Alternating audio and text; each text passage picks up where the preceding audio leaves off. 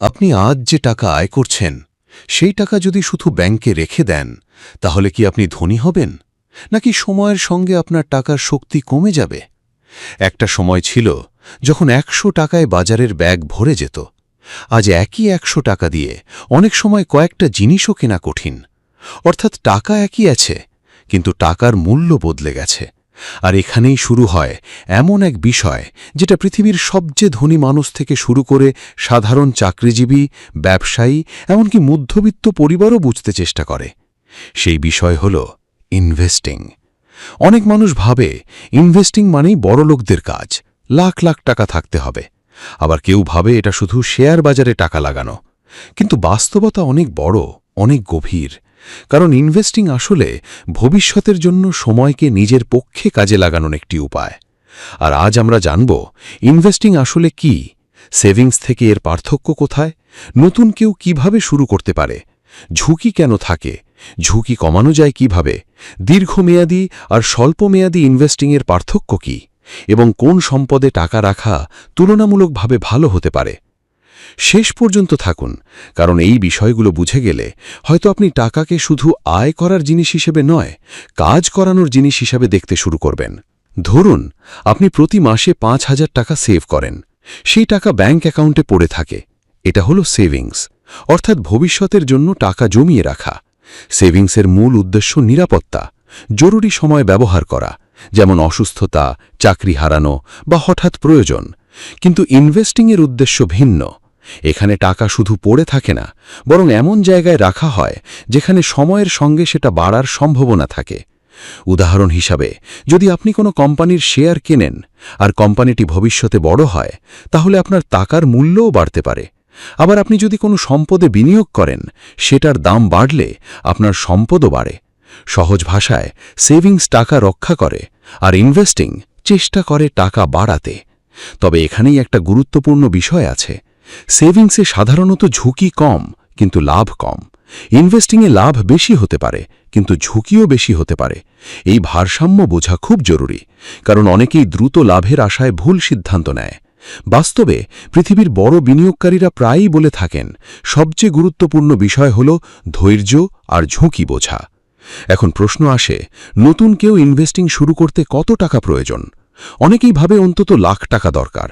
বাস্তবে সবসময় তা নয়। অনেক দেশে এবং অনেক প্ল্যাটফর্মে খুব ছোট পরিমাণ দিয়েও বিনিয়োগ শুরু করা যায়। গুরুত্বপূর্ণ বিষয় টাকার পরিমাণ নয়, অভ্যাস। কারণ নিয়মিত ছোট অঙ্ক দীর্ঘ সময় বড় হতে পারে। এটাকে অনেক সময় কম্পাউন্ডিংয়ের শক্তি বলা হয়, অর্থাৎ আপনার লাভ থেকেও আবার লাভ তৈরি হওয়া।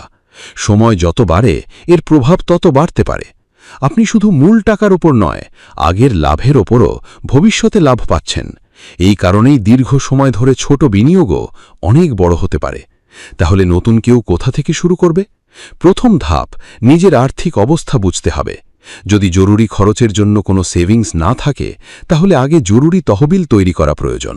অনেক অর্থ বিশেষজ্ঞ প্রায় ৩ থেকে ৬ মাসের খরচের সমান জরুরি সঞ্চয়ের কথা বলেন। এরপর ধীরে ধীরে ইনভেস্টিং শুরু করা যায়।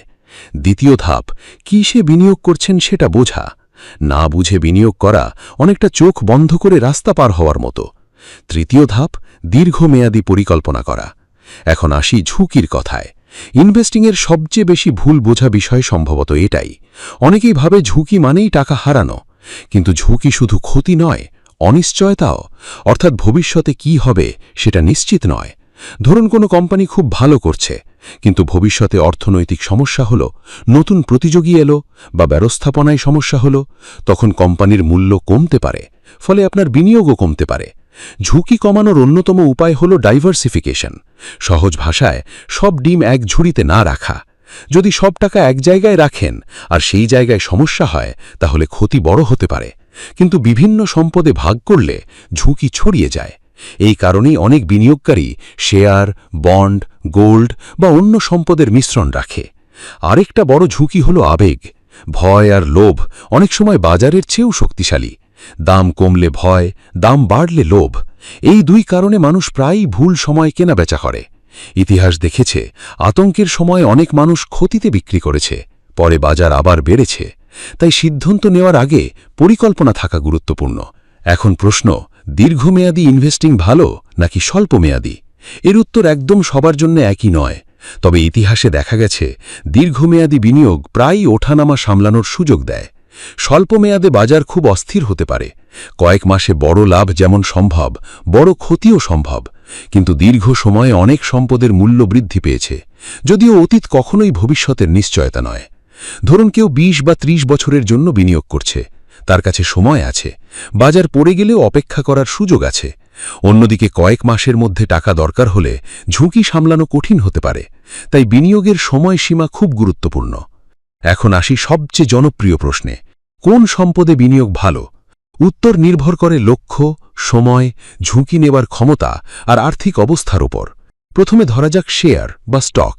এখানে আপনি মূলত কোনো কোম্পানির অংশীদার হচ্ছেন। কোম্পানি ভালো করলে লাভ হতে পারে, কিন্তু ওঠানামাও বেশি হতে পারে। তারপর আসে গোল্ড। বহু শতাব্দী ধরে গোল্ডকে মূল্য সংরক্ষণের মাধ্যম হিসেবে দেখা হয়েছে। রাজনৈতিক অস্থিরতা বা অর্থনৈতিক অনিশ্চয়তায় অনেকে গোল্ডে আগ্রহ দেখায়। তবে গোল্ড সবসময় উচ্চ আয় দেয় এমন নয়। রিয়েল এস্টেট বা জমি বাড়ি আরেকটা জনপ্রিয় সম্পদ। অনেক দেশে দীর্ঘমেয়াদে সম্পদের মূল্য বেড়েছে, তবে এতে বড় মূলধন লাগতে পারে, রক্ষণাবেক্ষণ খরচ থাকতে পারে, আর দ্রুত বিক্রি সবসময় সহজ নয়। মিউচুয়াল ফান্ড এমন একটি পদ্ধতি যেখানে অনেক মানুষের টাকা একত্র করে বিভিন্ন সম্পদে বিনিয়োগ করা হয়। এতে ডাইভার্সিফিকেশন পাওয়া সহজ হতে পারে।